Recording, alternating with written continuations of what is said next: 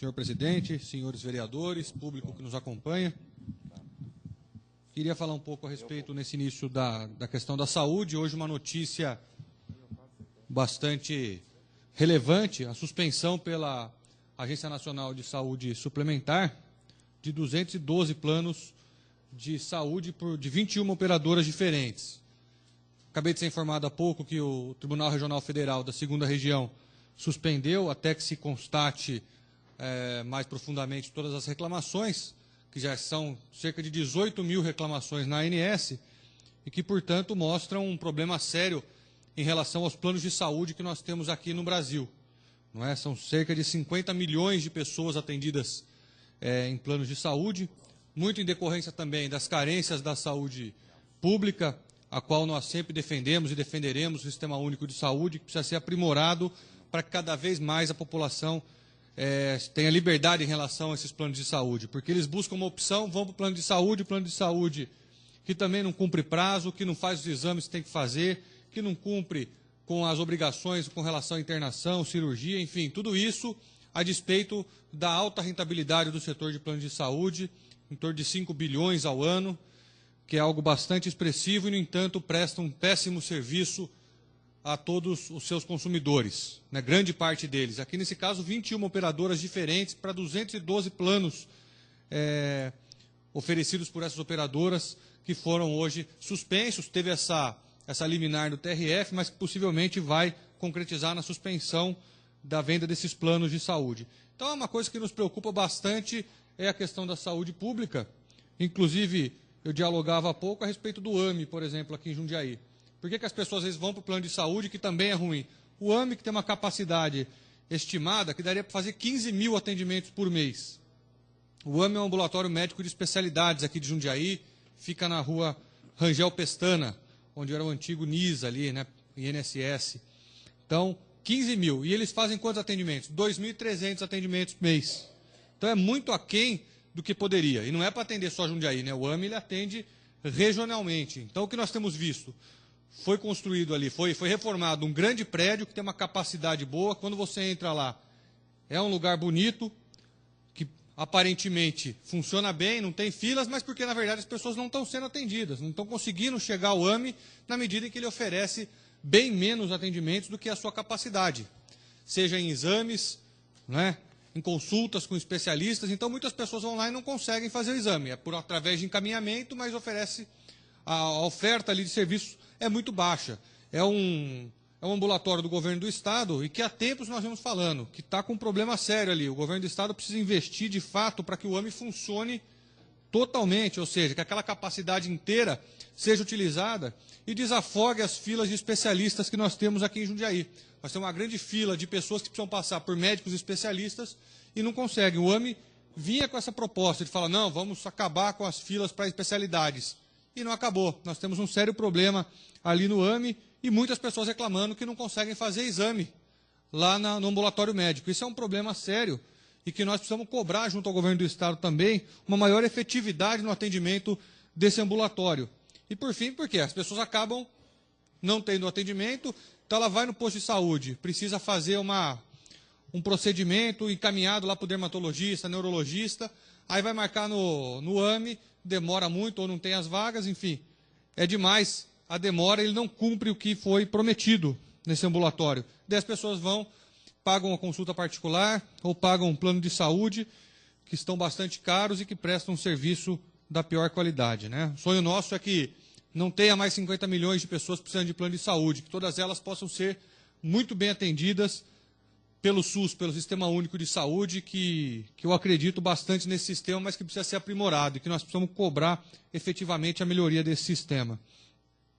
Um outro ponto que eu quero destacar, que foi assunto essa semana, foi com relação ao julgamento da AP 470 no Supremo Tribunal Federal, chamado Mensalão, né? A AP é o caso do Mensalão, na qual o ministro Joaquim Barbosa novamente agiu com descortesia, né? Uma coisa que chama a atenção, em pleno Tribunal Superior do Brasil, um ministro agir da forma como ele tem agido. Eu acho que merece o nosso repúdio, e isso sem entrar no mérito da causa, quem está certo ou quem não está, qual que é o conteúdo, até porque foi julgado, agora estão julgando os embargos.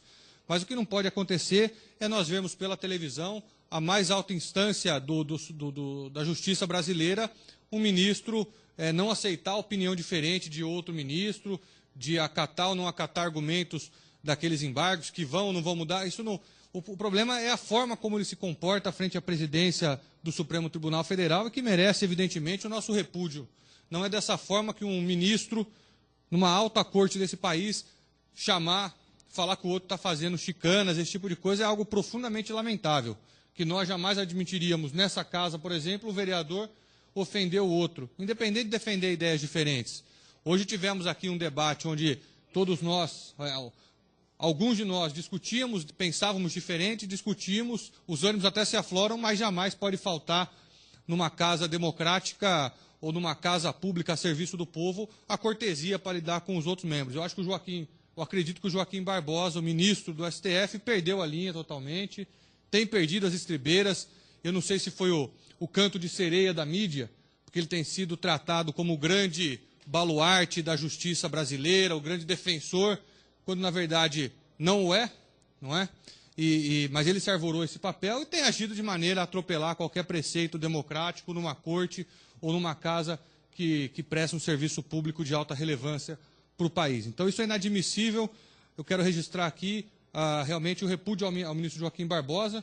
Discordo da maioria das opiniões dele, mas isso tem que ser feito de maneira respeitosa e não da forma como ele faz com os demais ministros.